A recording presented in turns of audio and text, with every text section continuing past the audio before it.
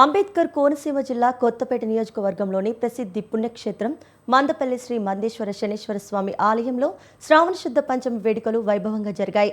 స్వామివారికి 116 కిలోల అన్నంతో ప్రత్యేక అన్నాభిషేకాన్ని అర్చకులు వేద మంత్రోచ్చరణల మధ్య నిర్వహించారు.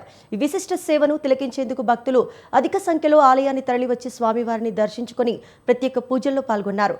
లోక కళ్యాణం, సకాలంలో వర్షాలు, కరువు కాటకాల దూరమై పాడి పంటలు సమృద్ధిగా పండాలనే సంకల్పంతో ఎమ్మెల్యే బండారు సత్యానందరావు సూచనలతో ఈ అన్నాభిషేకాన్ని తొలిసారిగా నిర్వహించినట్లు దేవస్థాన సహాయ కమిషనర్ దారపురెడ్డి సురేష్ బాబు తెలిపారు.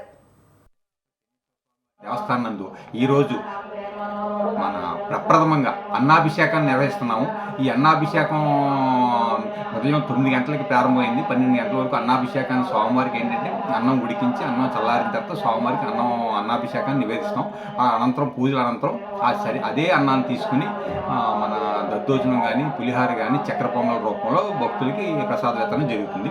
ఈ కార్యక్రమానికి ఏంటంటే ఈ రోజు జరిగే కార్యక్రమం అన్నాభిషేకం ప్రప్రథమంగా స్వామివారికి జరుగుతుంది.